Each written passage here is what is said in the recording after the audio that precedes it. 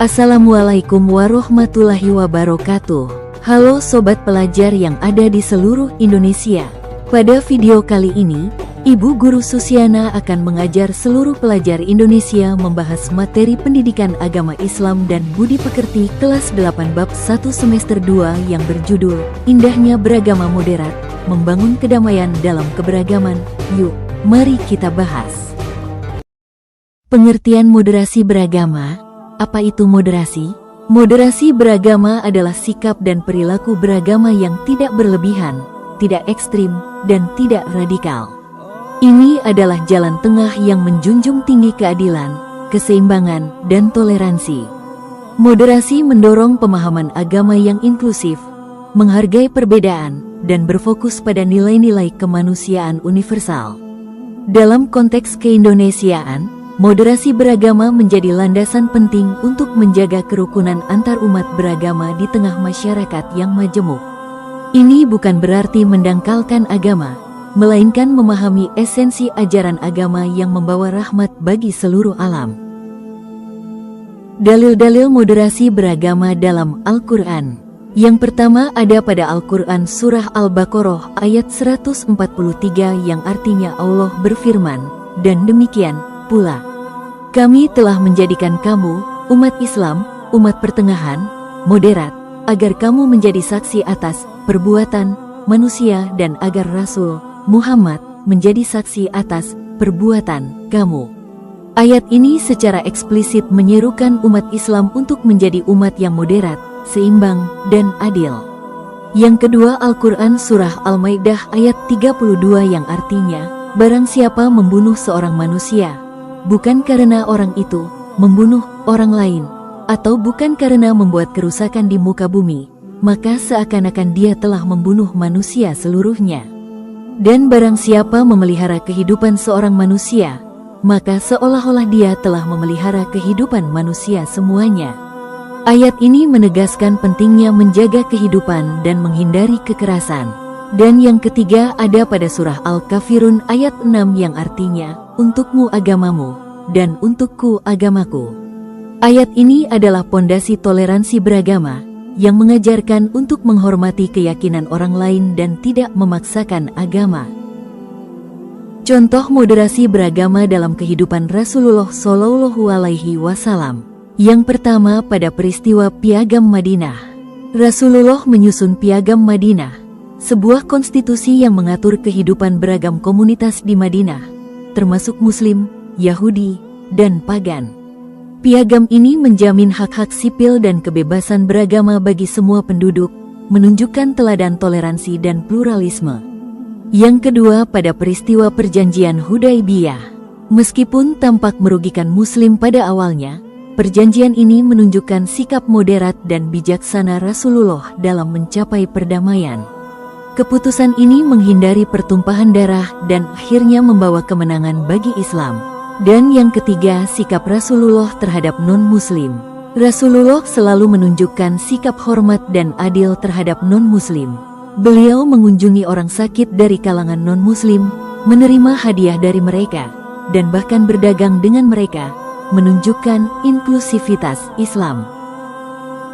Hikmah beragama moderat, manfaat bagi individu dan masyarakat. Yang pertama dapat menciptakan kedamaian, contohnya moderasi mencegah konflik dan permusuhan, baik di tingkat individu maupun sosial. Yang kedua yaitu dapat memicu kemajuan peradaban, contohnya masyarakat yang moderat lebih terbuka terhadap inovasi dan kemajuan, tanpa meninggalkan nilai-nilai luhur. Yang ketiga yaitu dapat meningkatkan toleransi, contohnya menghargai perbedaan keyakinan dan praktik agama, mendorong dialog dan saling pengertian.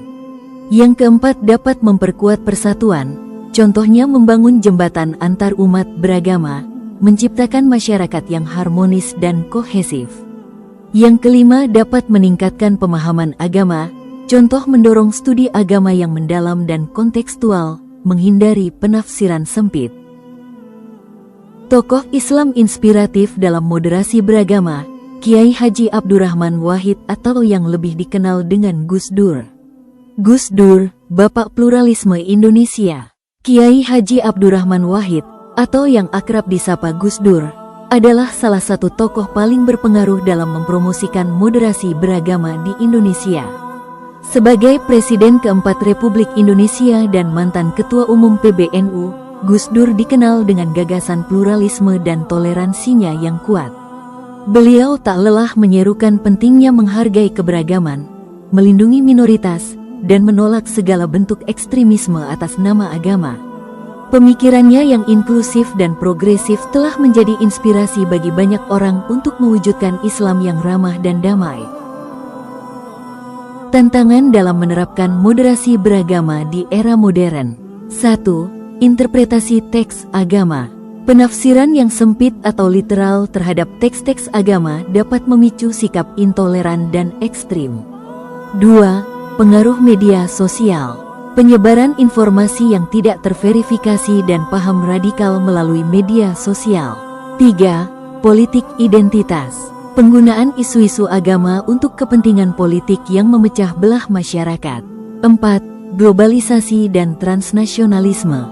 Masuknya ideologi-ideologi keagamaan dari luar yang terkadang tidak sesuai dengan konteks lokal. Kesimpulan, mewujudkan Islam rahmatan lil alamin. Moderasi beragama bukanlah pilihan, melainkan sebuah keniscayaan. Ini adalah jalan menuju Islam rahmatan lil alamin, agama yang membawa rahmat bagi seluruh alam. Dengan mengamalkan moderasi, kita tidak hanya membangun kedamaian di dunia, tetapi juga menjalankan ajaran agama secara kafah dan seimbang.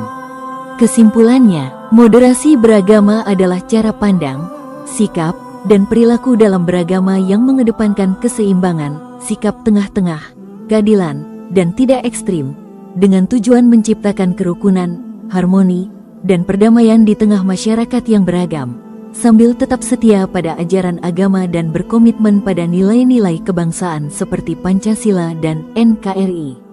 Mari bersama-sama menjadi agen moderasi, menyebarkan nilai-nilai toleransi, keadilan, dan kasih sayang, demi masa depan yang lebih harmonis dan bermartabat. Terima kasih sudah menonton video tentang indahnya beragama moderat, membangun kedamaian dalam keberagaman. Semoga bermanfaat ya. Ibu Guru Susiana mundur diri. Yuk ditonton video-video materi pendidikan agama Islam dan budi pekerti SMP menarik lainnya di channel YouTube ini. Jangan lupa like, komen, subscribe, serta share ya. Wassalamualaikum warahmatullahi wabarakatuh.